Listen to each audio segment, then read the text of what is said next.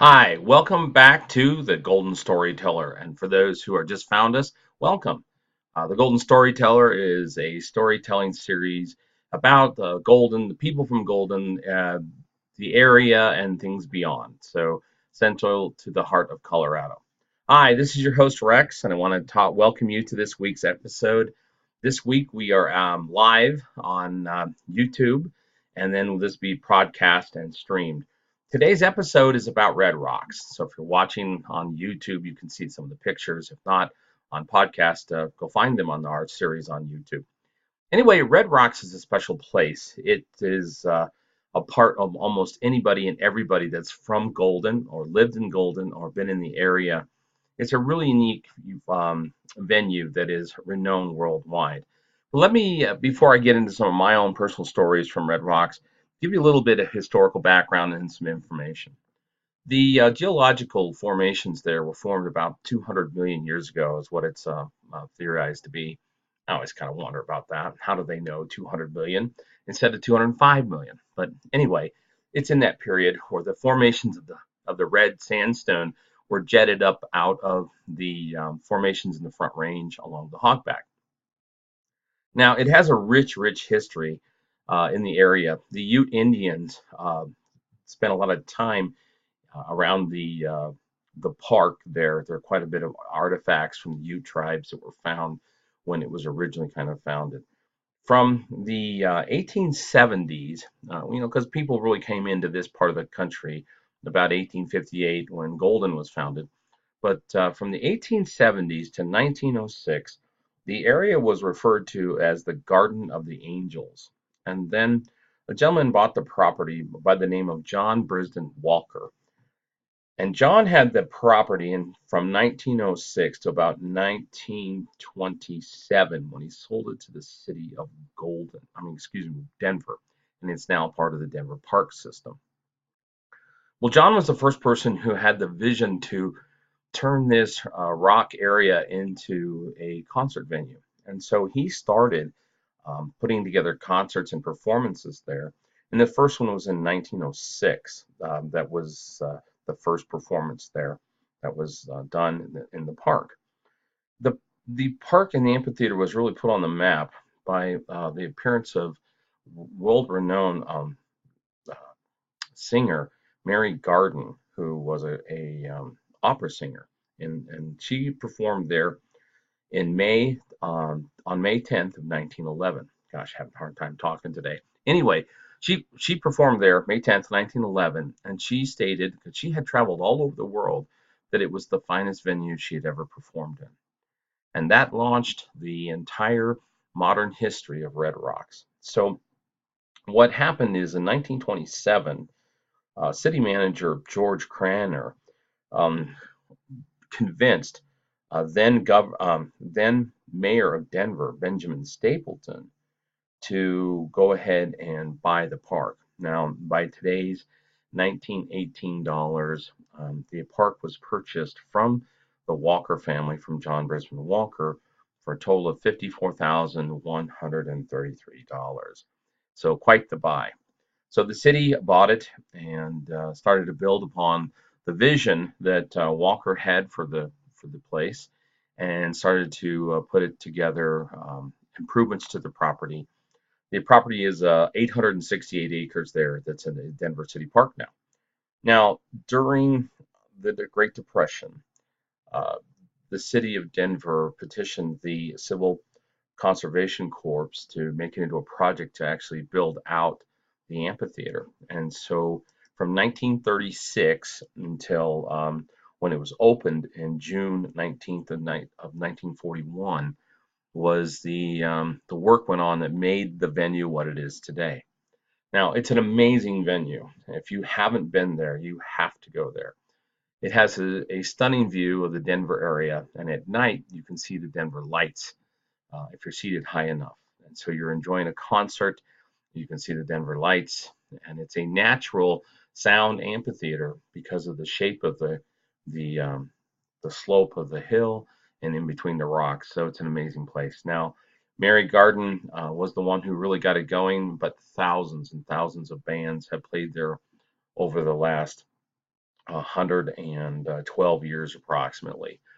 So, you can go through, all of the big bands that are out there, the U2s, the um, Grateful Dead, all the rock bands, ZZ Top, Van Halen, country stars, anybody who's anybody wants to perform there. The Mormon Tabernacle Choir.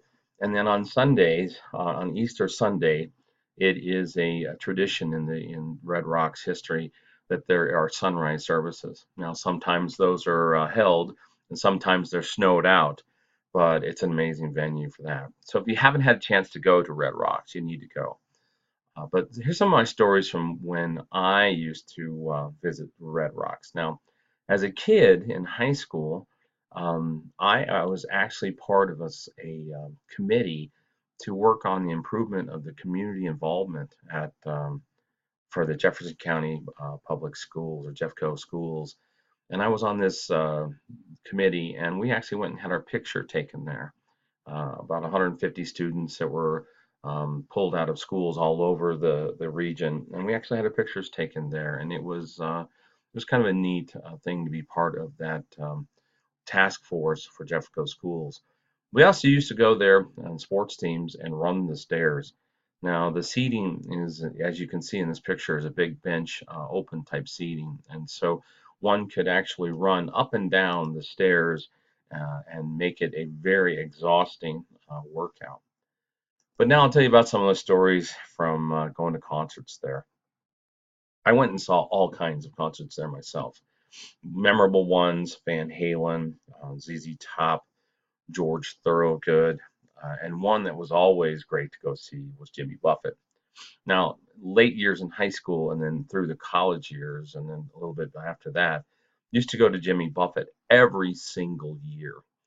And his concerts are amazing. It's just one big beach party, which is something we don't have in Colorado, is the beach. So it was always fun to go to the Jimmy Buffett concerts and to be a parrot head for the afternoon and sing the songs. Well, unfortunately, I hate to admit, we used to get pretty loaded, pretty lit up to go to those concerts. So back in the day when they had open seating tickets for Red Rocks, the way that the concerts worked was the fact that they would sell the tickets and then you could go to the park and they would open the park. If you, let's say that you had a 7 o'clock showtime start, they would open the park at 10 o'clock in the morning. Well, the drinking age was 18 back then, and so we would get legal things to take, like beer, and then we would get all kinds of other things and mix them in jugs. And so we would make up juices with that vodka and all kinds of other alcohols. We would get to the park, and of course, because you wanted the best seating, we'd get to the park as soon as it would open, and we would make the rush to get to the seating. So frequently, we were always in the front 10, 15 rows for the Jimmy Buffett concerts. Gosh, can't talk today. Anyway, we'd sit up there and we would start drinking. And you're not very bright when you're young, usually. You don't really think through the consequences. So we'd start drinking all this alcohol, and in the summer sun, because Buffett would always come in the summer, and so we would get kind of lit up and and start to bake in the sun.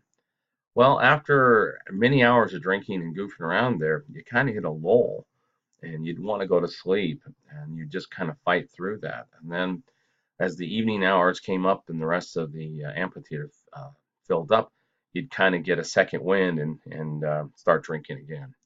So I hate to admit it as an adult, boy, we used to just get trashed. I mean, absolutely trashed. And the thing that I can remember is, we would have so much fun at these concerts, and it didn't matter if it was just Jimmy Buffett. It could have been any of them, the Go-Go's, Van Halen, Depeche Mode, all the bands that were popular back then, George Thorogood, those types of bands that I went and saw there. We got so drunk, I have no idea how we got home. Now, when I was a junior in college, we were down there one night and we were going to a Jimmy Buffett concert. And I used to have this silver pickup and it had a ladder rack on it because the ladder rack was from my paint company. I started a paint company right out of high school. And so I had my silver pickup with a ladder rack on it. So not very many kids drove around with a ladder rack on their truck. Well, I had this ladder rack on it, and I went and we picked up a whole bunch of people. And back then in the day, we used to have people ride in the back of the truck. So of course you'd put three in the cab, myself and two passengers, and they just kind of fill up the back. Well, I remember one time we were heading to a concert, and I believe it was Jimmy Buffett. And Benny, oh my goodness, Benny was part of the Poor Four, and Warren, he was a wild guy. He was always doing something crazy. So the guys in the back, and we're driving down Sixth Avenue, headed over towards the concert.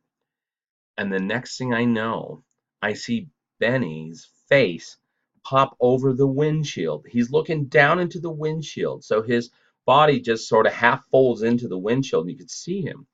Well, he had gotten up on the ladder rack and basically held on and used the front one of the ladder racks bars as a focal point to bend his body.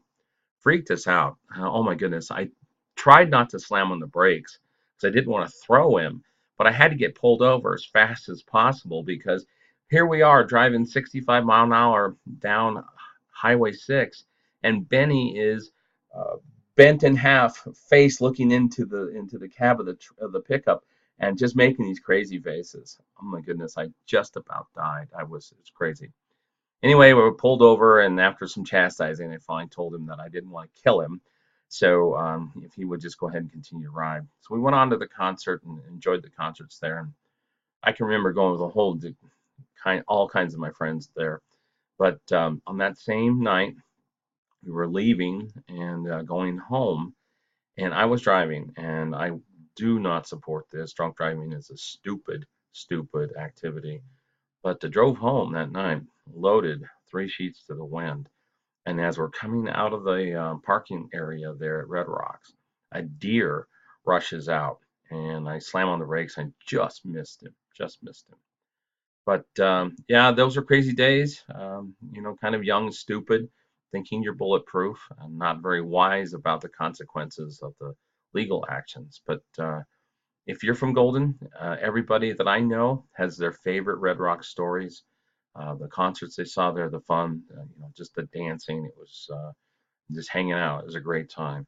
So if you get a chance, go to a concert there at Red Rocks. If you visit Golden, or if you are someone who is loves the music and is from the area, you know what a special place it is. Until next time, stay golden.